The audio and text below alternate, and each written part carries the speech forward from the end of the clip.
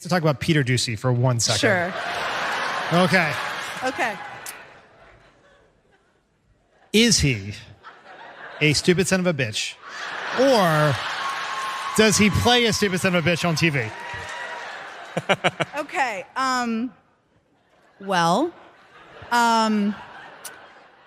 He works for a network. Okay. That provides people with questions that nothing personal to any individual, including Peter Doocy, but might make anyone sound like a stupid son of a bitch. Okay, so there you have Jen Psaki, who still technically is the press secretary, but very soon will be like hosting a show on MSNBC or something. It's a weird world we live in. Mocking Peter Doocy. Let's be clear, she did say that he sounds like a stupid son of a bitch, while also providing a bit of an out. So there's still a little bit of diplomacy there, Brett. She implies, yes, he does day after day sound like a stupid son of a bitch, but it isn't his fault. It's only because Fox provided stupid questions. And if you don't remember some of these questions, Marissa did a great job of rounding up some examples. So for instance, she mocks Peter Doocy's question about Texas busing migrants, pointing out that it's a publicity stunt. Peter Doocy is pretending as if it's a serious demonstration of immigration policy. He's always down to give the right the best shake when they're clearly being trolls. He asked if a White House event celebrating Ketanji Brown Jackson will be a super spreader. He asked questions about a video of Biden kissing Nancy Pelosi, asked a ton of questions about Hunter Biden and all that, and if whether President Joe Biden would support a special counsel to look into his son posing nude in a photo or something. And so anyway, look, there have been a lot of stupid questions, Brett. What do you think about her engaging with this though?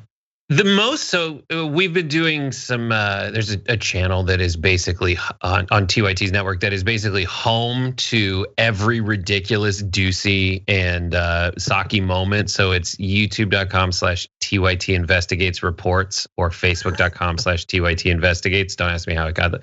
But what you see, the most fascinating thing is he asks versions of the same question every day. The evolution from like, is there gonna be an investigation into Hunter Biden? Asked and answered. The next day it'll be like, is there gonna be a special counsel investigation into Hunter Biden? Mm-hmm. And then it just gets one extra word essentially every single day for a week. And the reason that she is right in saying this is a Fox News thing is like, if you go back and look at what's happening on that network, it's just what they're reporting on anyway. And he's just the way that they get a quote from her to stick into those stories. And yeah, that's the short answer. Yeah, basically it's, wouldn't it be fun if we could have a long conversation about a special counsel? Okay, that would be good. So let's just do that, even though there's no evidence that that's gonna happen. And so we'll ask a question about it, pretending that it's serious. And we can always say people are asking questions when it's our people who are asking the questions. And then they can get that interaction, no matter how bad he looks, it's gonna be interpreted in the most favorable light by the Fox audience. So you can run it anyway. It's an amazing scam that they've got going. They can just invent whatever news they want. And so that's what they did. Now, I do want to be clear. I was giving Psaki a little bit of credit there for being diplomatic in that she was implying that this isn't his fault. That yes, he does sound stupid, but it's not his fault. Fox gives him these questions. To be fair, John Roberts responded saying, note to press secretary, Peter Doocy makes the decisions on what topics he wants to quiz you on and develops the questions himself. His philosophy is a basic tenet of journalism. Comfort the afflicted and afflict the comfortable. If that makes all of us stupid SOBs, so be it. So first of all, he strips away the cover. No, if he sounds like a stupid son of a bitch, he worked hard to sound like a stupid son of a bitch, and you will give him the credit that he's due. But also pretending that is the journalistic philosophy that Peter Doocy is just the most recent incarnation of. He is asking serious questions to find out about what those who are most afflicted need to know. No, he's asking dumb gotcha questions about DC personalities. That's it. There's never any substance. It's never tied to anything real, any actual crises. It is doing PR for Republican politicians for the most part, and especially for Fox News, Brett. That is all that it is. And you can tell by the smirk on his face at the end of his questions, because he knows it's ridiculous. He knows it's stupid. No one takes him seriously. The guy is asking about nepotism when his name is Peter Doocy. He's harping on the corruption of giving special favors and handouts to your kid when his dad is one of the three Muppets barking nonsense, and as though it's a children's show, as though it's Sesame Street, to everyone's grandma every morning on Fox and Friends. Yeah, 100%. And by the way, just to give you a reminder, because we haven't talked much about Fox and Friends recently, about what, and then they have Peter on all the time.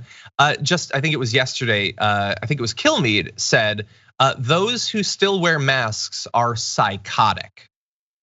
We're about to cruise past 1 million deaths. There's still between 30 and 40,000 new cases, 500 deaths on a daily basis. You are psychotic if you wear masks. That's the journalistic comfort the afflicted, afflict the comfortable philosophy that they are following over there on Fox. I will close by saying, Brett, and I want your question about this. I still don't like that she knows months in advance that she's going to be working for a particular partisan news outlet, and she's still working like to represent. It just feels like, I think she can mock Peter Doocy and Fox News as much as she wants. They deserve it. But when you have your own sort of, like, you're setting up a fan base now, I do think that there are some ethical concerns. I think that they might be a bit overplayed by the right, but I don't like it. It feels dirty to me. A, she already has a fan base. B, this is a huge get for MSNBC, because usually they only hire former Republican press secretaries. That's true too. Hey, it's balance. And that's it. And this is like the weird realignment we're in right now. It's MSNBC is exactly that thing people criticize them for. It is New Yorkers of all types that are like, I think Republicans are too dirty now. Yeah. And I'm gonna make rich establishment coastal elites essentially feel good about not changing anything. I'm socially progressive, but fiscally conservative. That's what it's for. And they're getting another one. And I still, also John Roberts is pretty good when he is in those press secretary circles or, doing the press conferences, even though he does look like a 1950s drawing in a magazine of someone intended to sell suits to people. Nice. That's a very specific thing.